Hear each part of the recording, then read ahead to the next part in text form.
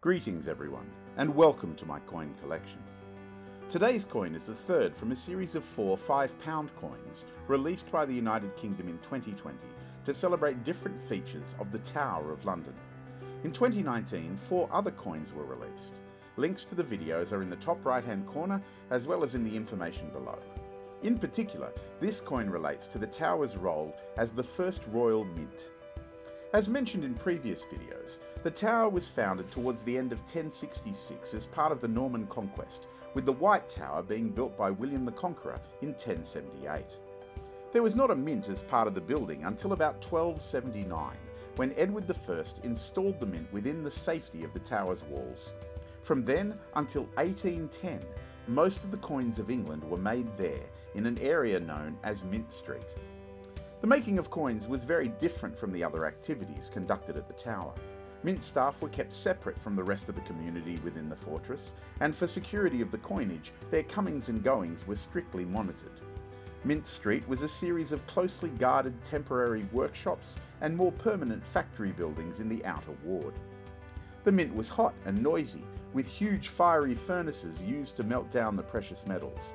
The air was full of deadly chemicals and poisonous gases. Until mechanisation happened in the 1600s, coins were all made by hand. One man would place a handmade piece of metal between 2 engraved stamps called dies, and then another struck it with a hammer.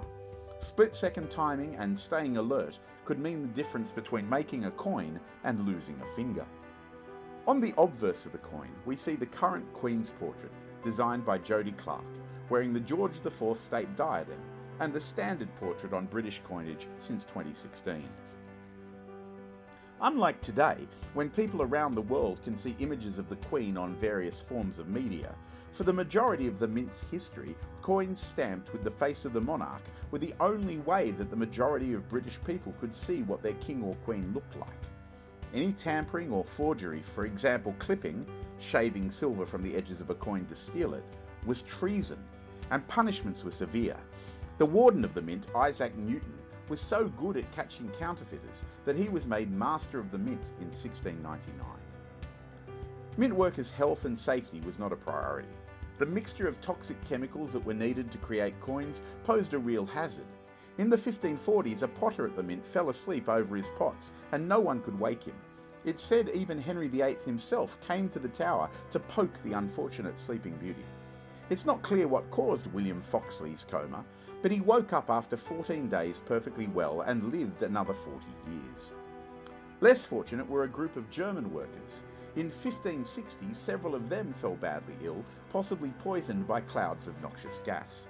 Old hands at the mint advised them to drink milk from a human skull, but despite taking the cure, several men died. The mint expanded over the centuries as the country's economy grew. By the 1500s, the mint had spread along all the west, north and east walls of the fortress. In 1810, the mint moved out of the Tower to a new building on Tower Hill. Then in the 1960s, it moved again to its present home in Llantrisant in Wales. On the reverse of the coin, we see one of the windows from the White Tower in the background, which has been the common feature on the 2020 series of coins, while in the foreground is a crowned image of a medieval penny, like the ones that would have been minted when the mint first became part of the Tower. The Tower of London has an amazing history. I hope you've enjoyed looking at this coin with me. If you have, please like the video and leave a comment down below. If you haven't done so already, you might also consider subscribing to my channel to ensure that you do not miss any of the upcoming videos from my collection.